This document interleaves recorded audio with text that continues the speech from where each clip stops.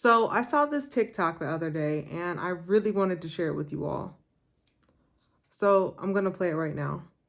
So let's talk about the curse of knowledge, which is one of my favorite things in communications and learning. And I'm going to demonstrate it by giving you a scenario. Let's say that I'm going to have you tap out a famous song, like the Happy Birthday song. So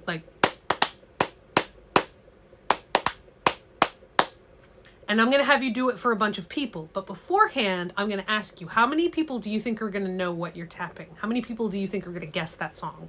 This was a very real study that was done in the 90s by a Stanford student named Elizabeth Newton. And she had people tap out the Happy Birthday song and a number of other famous songs.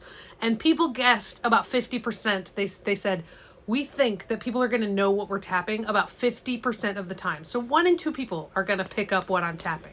And that was not the case. In reality, people only guessed 2.5%. About 1 in 40 guessed correctly. So this was a pretty big deal in this study. People thought that people were going to get it about half the time, and really they only got it about 1 in 40 times. So why is that? Well, it's obvious to us when we're tapping out Happy Birthday because we know, we can hear it.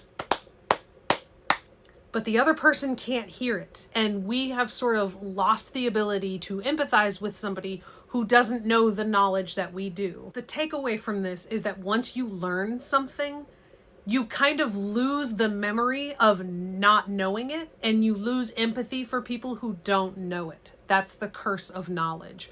So if you are teaching somebody something, or if you are educating somebody on something, and they don't know something, you may find yourself wondering how they could possibly not know that thing. But remember, the curse of knowledge is very real and prevents us from empathizing with people who don't know what we do.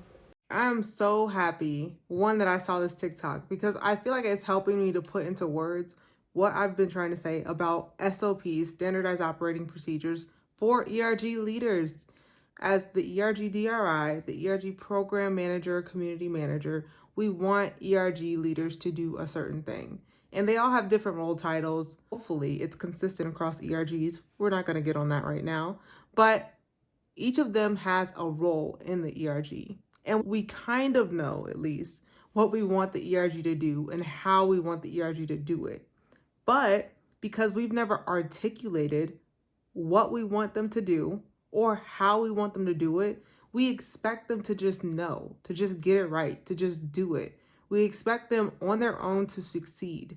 Keep in mind, in the video, she mentioned that 1 in, I think she said like 1 in 40, like got that song. And people really thought that 50% of people would guess that song. Similarly, most ERG leaders, program managers really feel like there's a high probability of success when it comes to ERG leaders coming in and being successful left to their own devices. I would say, honestly, the probability of that is similar to the study where it's like 1 in 40. So many ERG leaders fail. Keep in mind, they were never actually given instructions on what success was or how to get there. And we lose the empathy sometimes and realize that, yes, we've been doing this work for some time. Maybe we've seen some other ERG leaders do it successfully. So we lose the empathy that we need to actually help people to get to that point to know what we're doing. Just like you have to tell someone, oh, it's happy birthday. And then they say, oh, I get it. Like, that makes sense. You have to tell the ERG leaders what you want from them and what the success is in this case.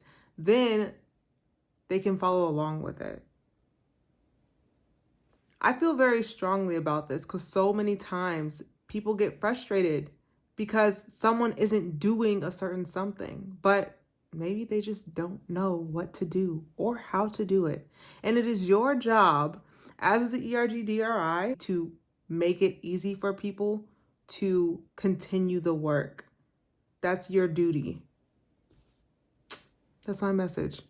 Write some SOPs and join the ERG movement to find out how to do this, and also join the ERG movement to join a community of people who are actually doing ERGs right.